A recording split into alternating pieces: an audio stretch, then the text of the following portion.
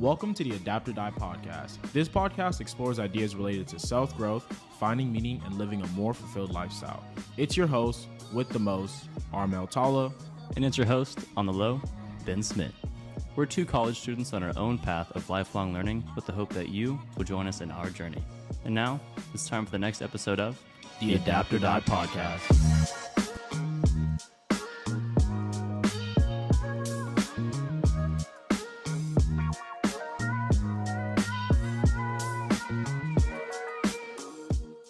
Welcome back to another episode, and today's a bit different. Today's saucy. You know, I had to spend the past like 2 weeks because now we pick our episodes pretty far ahead, and all I hear is Ben's like, bro. He said the same thing over and over. He's like, yo, because actually Ben introduced the topic today. Guys, today we're talking about a book. Well, really just, it's the history. I read a book about the history of humankind, and it is so interesting to me. And I gave Mel a few points, and he's on my ass a little bit. But not like, you know, it's the same thing he would bring up is like, yo, dude, you know what's crazy? The reason why there's only Homo sapiens because we killed them all. Like think about this. There are many other, like, we're in the family Homo, the species Homo, the species sapien, right? There are many other species in the family Homo. We just killed them all. Well, that's a theory, you know. I mean, yeah, it is a theory. More likely we did. Like, I mean, not necessarily on purpose. Maybe it was just like on accident. Like we took all their food and their resources, and then they just died off. We're just smarter to like. Regardless, though, there are no more Homo. It was cool to hear the first time, but like by the third time, I was like, I know this. Like I was like, yeah, no, like you told me this already, but I could tell. The third time I told you, you were like, yeah. You just looked at me. I was like, oh, I did tell him this already. He was like, oh yeah, I did tell him again. But no, there's more. There's obviously more to it. The book was called Sapiens by who's Yuval Noah Harari. I'm sorry if I butchered his name. The book sounds really interesting. I heard it's being recommended. I definitely want to read it, but your boy's busy, so that's why we got Ben here. He actually read the book, and I did my thing, watched my couple YouTube videos, make sure I got a summary, understand, so I can conversate with this. But of course, our lovely Ben here is gonna lead us. But is there anything that interesting that happened this week for you, Ben? This week, honestly, my week was very, very boring. It was a very monotonous, just like boring week. I didn't really do much. My week was.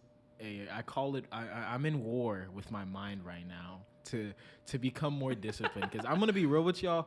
I have way too much on my. I'm gonna be real. I have a lot on my plate. Like it was I was like, yo, I thought this was gonna get easier once I lost like a full-time job. Like nah, like it actually somehow got more. But you know, I enjoy everything I do. So there's nothing I would drop because like I thought I was like, there's nothing I would drop. And so at this point, I'm like, you know, this is good. It forces me to really master my self-discipline. So right now I'm in a guerrilla warfare with my brain, trying to make sure he really is. Yeah, jump into my desires. For reference, today is Labor Day, and so we have the day off. And yesterday, Mel calls me at like midnight, and he's asking me questions on how to clip, like edit, and I was like, "Are you doing this right now? Like right now, right?" And he was like, "Yeah," like as if it was like the most normal. He was like, "Yeah, no. Well, when else would I do it? Like, you know what I mean?" I was like, "What do you mean? It's midnight. We have nothing to do tomorrow." He was like, "Yeah, no. This is when I planned." I was like, "All right, bro." Yeah. So y'all, just so y'all know, we're grinding for this podcast. We really want it to be something special. So. Yeah, enough of that. Enough of that, though. Yeah. What are sapiens? Sapiens. Or what separates? Actually, the better question: why are we the ones that survived? Why did we end up surviving compared to every other sapien? Compared to every other Homo? Yeah, that's a great question. So, probably about 70,000 years ago. These are all estimates because it's a long time ago. But we underwent something called the cognitive revolution, and basically all that happened was that a slight mutation in our genetics allowed us to use language in a way that we'd never done before. Okay, and it was very revolutionary. And I don't want to say, so the key thing here is that we didn't just develop the ability to communicate, we developed the ability to communicate about things that do not exist in the physical world. Okay, and to give you kind of a little like picture of this, like monkeys have the ability to lie. Okay, so it's not like we're lying or we're creating things that are not. We're really creating entirely new things with these ideas. Okay. Okay. So Wait, so when you say, actually, let me finish before I bring Go this ahead. up. Now, I was gonna say like, okay, and you say like we're able to create things that are not in the physical world, right? Right. Like, what is considered in the physical world? Can you point at it? Can you touch it? Can you feel it? Is it a living organism? Can it suffer? These are the indications that something is real, it is present. Mm-hmm. But there are other things like ideas that are just out there in the ether. Yeah. If that makes sense. And I think one of the things, because we were talking about this earlier, one of the things that it really threw me off when you said this, you're like school. Yeah, like School's not real. I was like when you first say that, it's just like school's not real. You're like, yeah. I have to walk to a building. And first off, we live in Texas, so like you just step outside and you start sweating instantly. Yeah. Like I have to walk to the next building over and I start sweating. So I know school is real, my guy. Like I know the physical. I can point at the building. I can point at Texas and the big tower. So, Right. But can you elaborate more on I'll keep what going. do you mean by school is not real in that idea of fiction? I do want to backtrack just a little bit. Okay, yeah, backtrack. But it'll be perfectly playing into what we're talking about. So kind of going back to this whole idea that we can talk about ideas and things that aren't present in the real world, okay? A really great example of this, and I'm not trying to offend anyone, is religion. We're talking about things, if you ask any religious person, they would say that every other person's religion is just some fictional story, right? So on some level, we all kind of agree with this idea that a religion is just some framework of how to view the world, And right? I want to add something on top because they mentioned this in the book that not again this whatever outside of whatever you believe, this is just an idea or whatever if you want to take it as serious. But they said a lot like Mesopotamia, like they had to justify their rule through religion, which makes so much sense because you have a whole bunch of people like, who decides you're the leader? Right. Why, and this plays in perfectly. Religion, like it allows us these frameworks, these imagined realities, and I'm gonna connect it here in a second. They allow us to cooperate on a mass scale. But what they require, as Armel just alluded to, is the belief from every single person that they actually exist. So for all the people in Mesopotamia to believe that that Hammurabi, he was one of the kings, that he had divine right to rule over Mesopotamia or like that area, they needed to believe that there was a higher power giving him that power to keep the social order. Because if no one actually believed that he had that power, then the whole thing just breaks down and we just can't have social order. There's no society. And that same idea, those principles, apply to us today. And it's so cool, interesting to me.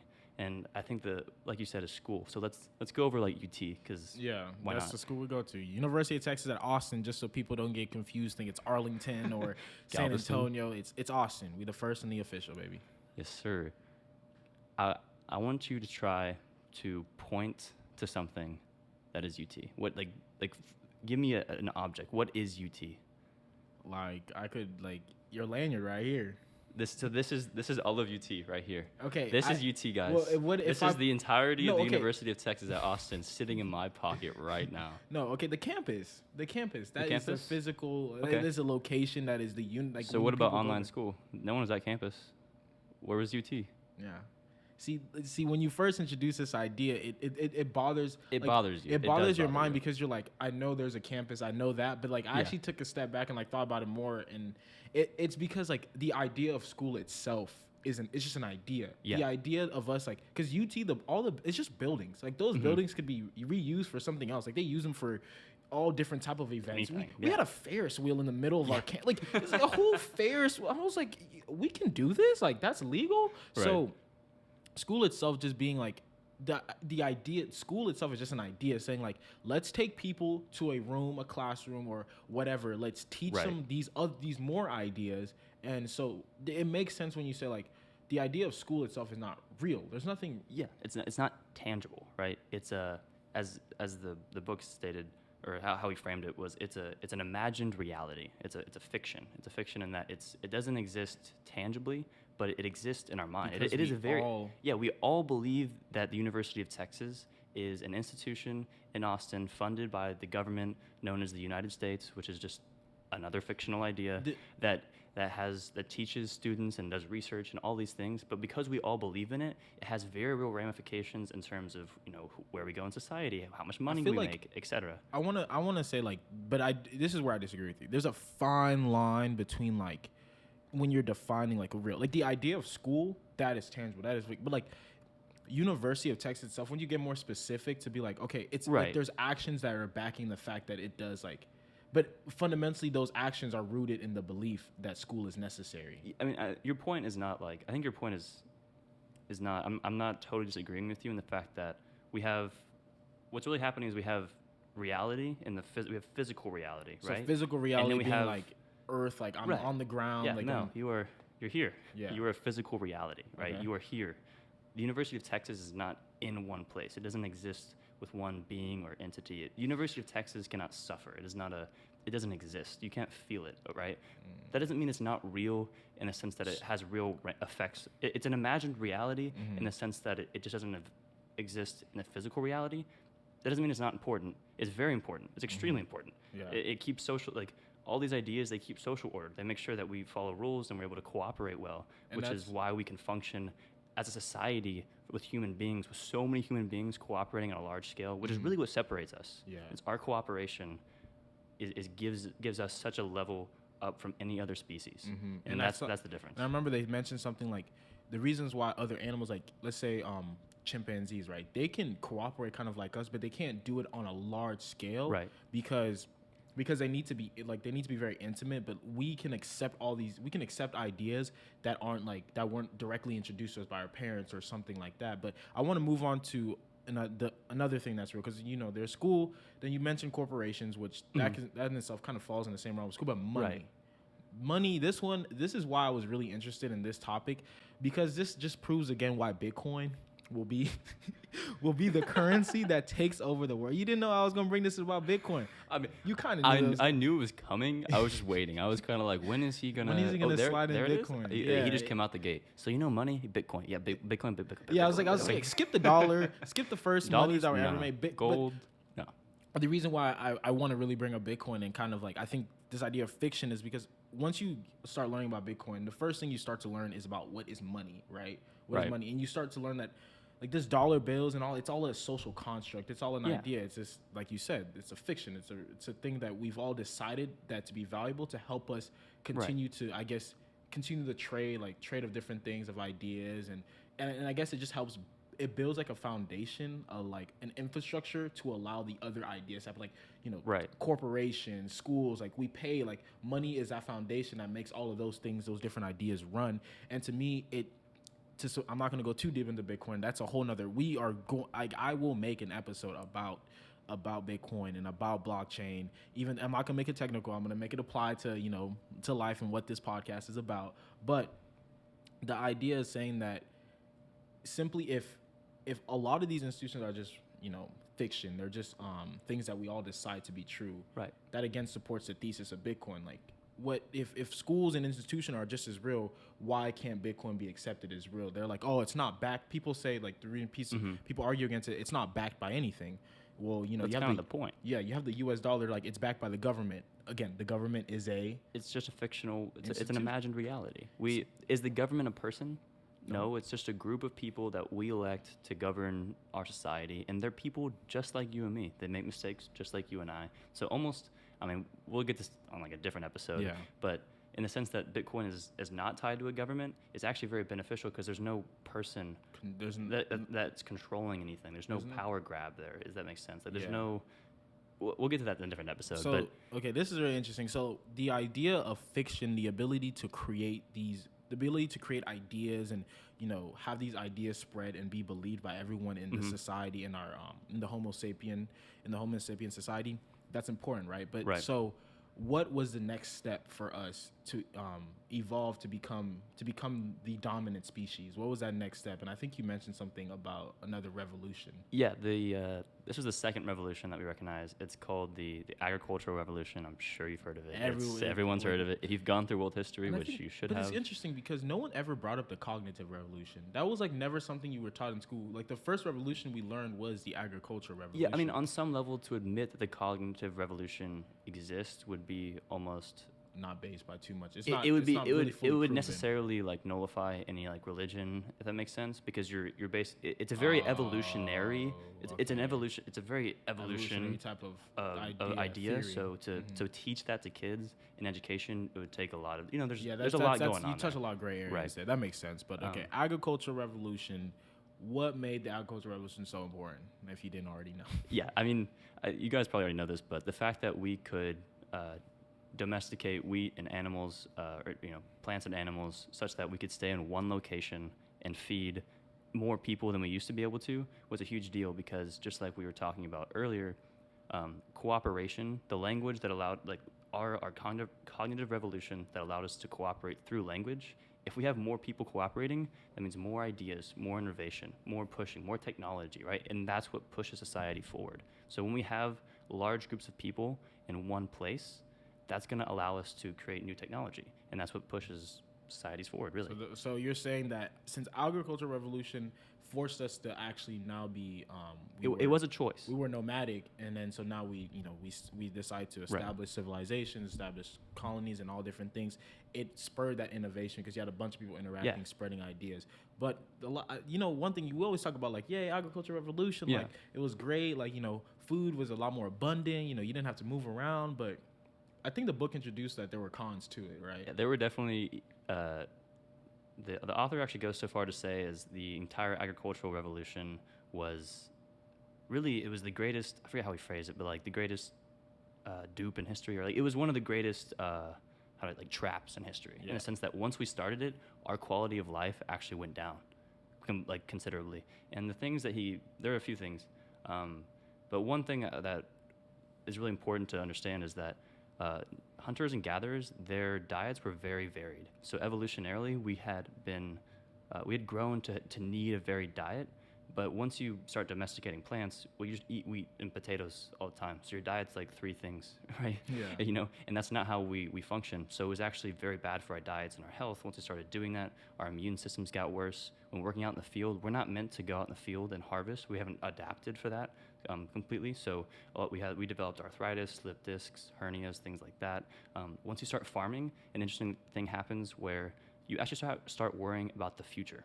Because when you're farming, you have to worry about the crops tomorrow. Is it going to rain? Is there going to be a drought? When's the harvest coming? Are we going to have enough food? Will people die? Like, there's so much to worry about in the future. But when you're hunting and gathering, you're just I want to say that kind of chilling. I want to say almost that worry for the future is actually a pro, because it forced us to innovate. Because if the future like people that are successful think long term, think future wise. So in a way, it's like a con in terms of like, yes, now you had more things to worry about in your mind, but in the backhand, it's like a pro because it almost forced our society to think more future based and to then develop tools and things that would help us make agriculture a lot easier, make it more efficient, make it more scalable. You're absolutely right in the sense that looking towards the future definitely spurs more technological change. It definitely creates more innovation and things like that. But one thing that he talks about in the book is it's called the luxury trap, and we all know this. But once we started farming, right, we're looking towards the future. Have we ever stopped looking towards the future? Like, are we continuously innovating and getting better, right? Yeah. Which is not necessarily a bad thing. The bad part comes when we start worrying so much about the future that we forget that the only thing that actually exists is right now. Yeah. Because if past you is worried about present you, right? Because past you being present and you now being the future. But once you got to this future point, you were worried so much about it before, but now you're not even enjoying all of that fruit of your labor that you worried for. You're worrying about more stuff in the future. So at some point, what's happening is every time you're getting, in the case of farming, we got something, right? We got a sustained ability to be in one location with it was a more volatile food supply, technically speaking. But the point is we could stay in one location, but that gave us obligations to farm. That gave us obligations to feed a lot more people. That gave us obligations, for all these things for our families and whatnot. And as we keep going, look at our obligations now. Look, we have to go to school at a certain time. We have like all these social constructs. When you go, even when you're driving, you have to be. There's so many things. There's so many responsibilities that we have now that have just been building and building since the agricultural revolution, and that has created so much responsibility. And we're so far into it now that we never even think about right now. We're just worried about the future. Sorry, that was like a really long monologue. It was a very interesting monologue, and like I agree with you on parts and I disagree with you on parts, because it makes me think like, well, what if we just stop? Like, in a way, if we just stop thinking about the future, then what about global warming? What about climate? Like all these different, what about, just wanting to make the life of our next generation of kids better, right? So it's very conflicting, but I do want to ask though, like, if it lowered our standard of living, like why did we continue? Is it just because of the trap? Was it like... It's literally a trap. So think about if you are producing more food, so just like mathematically speaking, you can produce more food per square foot when you're doing agriculture than you can. There's more resources in agriculture than there is for hunting and gathering. So when you have agriculture, you can actually support a larger population. But imagine they actually realized that their agriculture had produced a worse quality of living. Yeah. Well, to go back to hunting and gathering, some of their people would die, just based off resources. They don't have enough resources in that area to keep that many people, so they're forced to stay there. And also the changes between successive generations and improvements in agriculture were so slow that you don't really notice that your quality of living is going down. So once that happened, right, then you're stuck there. And think about, the same thing has really been happening with the Industrial Revolution. Could you imagine living without a computer? Never, right? I would not have a future job prospect without a computer. So we have all these things, it plays back into that trap where once we get there, we can't go back. It's that luxury has become a necessity, and now we're stuck there. But then the last argument on this point, I would actually counter that to say but isn't all of technology? I feel like technology is very one way. There's not you don't make technological advances and then go backwards to it. You can definitely regress. You think about the Egyptians. They built the pyramids millennia ago, but they never built any more. What happened? They just lost that ability. You think they were just didn't have anything to do? No, okay. That ability, they didn't lose that ability to build those huge. So they just chose not to build anymore? No, it's not that they just chose not to do it anymore. I'm not saying. Okay. You're taking the point why don't you just keep doing the same thing, right? It's more you take that idea, the way they did that, and that was able to apply to different civilizations. Those techniques they used to do it, the technology. You're definitely right on a macro scale. For sure. Technology is definitely improving, but it's not, we can lose technology and our ability to improve for millennia, really. It's happened in history multiple times, actually. I'm gonna need some evidence, because I'm a tech pro, a tech optimist here, so anything that has to do with technology, I'll admit I'm pretty biased about it. But again, I still think that it's weird. This is a very this whole. I need to read this book, because this book makes you it really will make me be it'll conflict with a lot of my own beliefs and everything, just because I believe that us continuously improving is the only reason why. Actually, not. Here's something I just thought about. Us continuously improving is almost making up for all the negatives that happen due to us continuously. We have to continuously improve because we continuously add more negatives as we improve. Right. So we have to cover ourselves on those negatives by improving. And it's this constant cycle, this trap that it's kind of like that idea where, you have a circle, right? Yeah. And as your circle, in our instance, as our circle of technology grows, the perimeter around the circle is the number of problems that are associated with the technology. So even though our technology is solving more problems, that perimeter is also growing, creating more problems. And as we're creating more technology, which are the solutions to our problems, we're inadvertently creating more problems continually forever. And that's, that's just a hypothesis. It's just a model. It's an analogy. Doesn't mean it's true, but it's an idea. My boy Biggie said, more money, more problems. That's right. More solutions, more problems. But that's interesting, though, because that idea, that idea itself like was introduced to me when I was thinking about entrepreneurship, because I was like, man, like I need to hurry up and like come up with a business that solves a problem, because like all the problems gonna be taken away. But then like someone said like, no, like there's always gonna be problems. Like when a new technology or something's introduced, like again, I'm gonna bring up blockchain just because it's on my mind, it's fresh. But blockchain itself, like Bitcoin, it has some issues to it. Like yes, it solved a lot of problems in socioeconomic and all that other stuff, but it also introduced problems that on like itself you can look at more on a technical point of view, that it's not very scalable. So then that itself was a problem, and now there's people working on solutions to it, and then it's just like this constant, like you said, the circle keeps getting bigger and bigger. And you can see that very well with also like our development of academics over the years. Like think about economics as a study of money, right? Okay, 10,000 years ago there was no money, so economics effectively did not exist, right? But as we've created larger and more intricate societies, money became an important medium of exchange for us to be able to form the societies. And but now we need studies for economists, and now these days we have financial analysts and accountants, and everyone and their mom has something to do with the money, right? Because that's important to our society. So same thing's going to keep happening with. You see it right now with computers. Computers are becoming increasingly more important, and everyone is getting in on it because it's happening, and that's part of the cycle.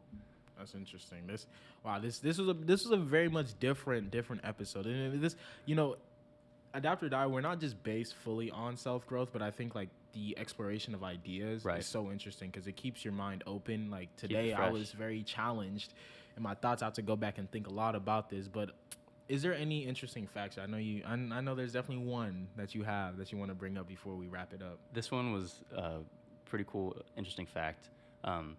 So most species, or all species actually, except for sapiens just being humans, they developed evolutionarily to become where they are in the food chain very slow. So take a lion, for example. That lion did not become the king of the jungle simply in one day. It happened over millions and millions of years. And so when the lion was going through this evolutionary process, all the animals around it also got to go and adapt to the lion. So, gazelles become faster, zebras, all these things that kind of offset the lion's pros, if that makes sense. But humans, our cognitive revolution, our ascent to the top happened so quickly, maybe within a few 100,000 years, that our environment, the animal kingdom, and the Earth really has not had time to adapt to our place, our rapid evolutionary growth, in terms of we are the apex predator, right? But we weren't like that for that long ago. And so evolutionarily, our minds operate as if we are a mid-tier predator, but we are the apex predator. And that creates a lot of random issues because think about when you see a cockroach, you're so scared, right? For what reason? You were the apex predator on the face of the globe. We got all types of tools and bug sprays to just ruin their lives and end them. And we have everything, and yet you're still so scared of the most minuscule things, right? And so what we see is that because we are so scared, because we still have the evolutionary mid-tier predator mindset, we are doubly cruel. We're so cruel. Think about if you see a shark attack, everyone's like, kill the sharks, and of course we've kind of reverted in a lot of ways, but we overreact to everything, and we are one of the most, how do I phrase this? We are such an intolerant species because we are so scared, if that makes sense.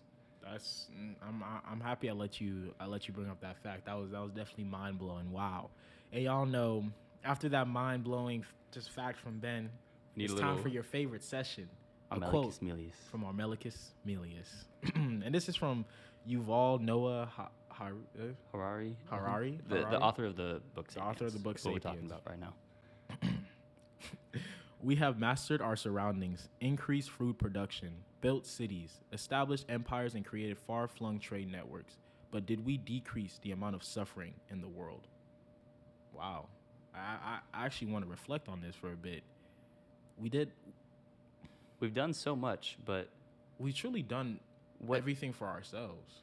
Yeah, we've done so much for selfish. Species. We are very selfish, extremely selfish. When you think about why we care about global warming, it's not because the animals are dying. I mean, some people do care, but it's because if we keep going, we're gonna die, and everyone's scared about that. And I think that's just so true. Like as a species, as humans, we're very selfish. Like, and it's almost in a way that it's beneficial and it can be negative, but I think that us being selfish is the reason why we are like the reason why we're here, and just naturally like you're gonna protect what you care about, what you value the most. I mean, in an ironically, I'm not trying to like contradict you, but I'm going to. Yeah, go ahead. Every organism is naturally selfish because they want to preserve life. That's how you survive in evolution. You have to reproduce, right? In a way, because humans have become cooperative and now we have this global scale of cooperation, we've actually become very self-aware of what's happening in the world. And so in a way, actually not in a way, we've actually become the most, at this point, even though we have become intolerant throughout history, we've caused mass extinctions on a global level of every kind, and we're just destroying the planet. Now we're switching in the sense that we are so aware of what we're doing to our other people. You know, that wasn't a thing. Other species, even like within species, animals didn't really care that much what happened to their other animals. They were just trying to survive themselves. But I care about, like you, and I care about the people and like, that I know, right? And we care about, so we actually care about a lot more. We're getting there. It's a slow process. So in a way, we have become so aware that we have finally reached a state of caring, of unselfishness. Wow. You guys, continue to expand your mind, because that's the only way you'll truly reach nirvana. No, I'm kidding. But no, seriously, this is a really dope episode. Yeah. Thank you guys for listening. I hope your mind was expanded. I hope you think about things a bit differently. Maybe you want to read the book. We should really start, like, once we get bigger, we are going to reach out to these authors to get some promos. Like, my goodness, we are all here free promoting these books. But awesome books. Definitely read them. Every book we read. Y'all should definitely check it out. But make sure you guys subscribe, like, share to your friends, family who needs to, hear something different, needs to understand why we are the peak predator, the apex I like that, apex predator. And make sure y'all follow us on Instagram, Adapt or Die, TikTok, AOD Media, and check out the clothing brand and the blog. Have you posted yet? No, because by the time this video comes out, you would have. It'll drop on the day we drop the video, I think. Okay. But the first blog is the one on learning, which drops next Monday, I think. For y'all, it's gonna be very confusing for y'all because next Monday, different time frames. Don't worry about it. But check out the clothing brand, AODfashion.com. Check out the blog. Link will be in the subscription. Till next time, peace.